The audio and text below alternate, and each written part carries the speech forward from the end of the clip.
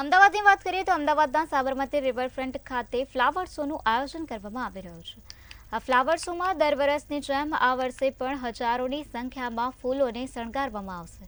ફૂલોથી બનેલા વિવિધ સ્કલ્પચર અને થીમ લોકોને મનમોહિત કરી દે છે। ત્યારે આ વર્ષે ફ્લાવર શોમાં સરદાર પટેલની 25 ફૂટની મૂર્તિ આકર્ષણનું કેન્દ્ર બનશે, જેમાં 25 ફૂટની મૂર્તિને વિવિધ ફૂલોથી શણગારવામાં આવશે। લોકો સેલ્ફી લઈ શકે તે માટે સેલ્ફી પોઈન્ટ પણ બનાવવામાં આવશે।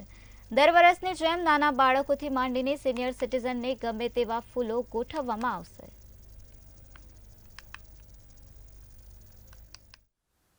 અમદાવાદની અંદર સાબરમતી કાંઠે જે ફ્લાવર શો યોજાવાનો છે, આ ફ્લાવર શોમાં આજ વખતે એક વસ્તુ અલગ દેખાવ જોવા મળશે।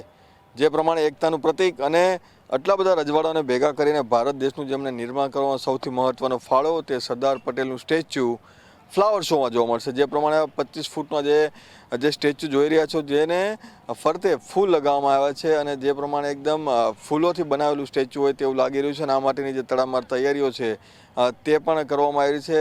હાલ જે પ્રમાણે ફ્લાવર શો જે સાબરમતી કિનારે થાય છે ઇવેન્ટ સેન્ટરમાં, ત્યાં અત્યારે મોટી સંખ્યામાં જે કામગીરી છે તે કારીગરો કરી રહ્યા છે।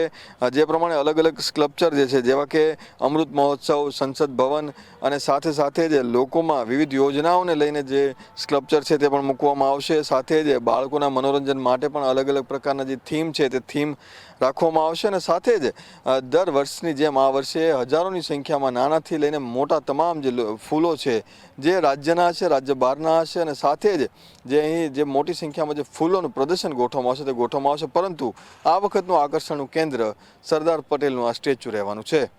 કેમેરામેન ધ્રુવ કંસારા સાથે મેહુલ દુધરેજિયા, મંતવ્ય ન્યૂઝ, અમદાવાદ।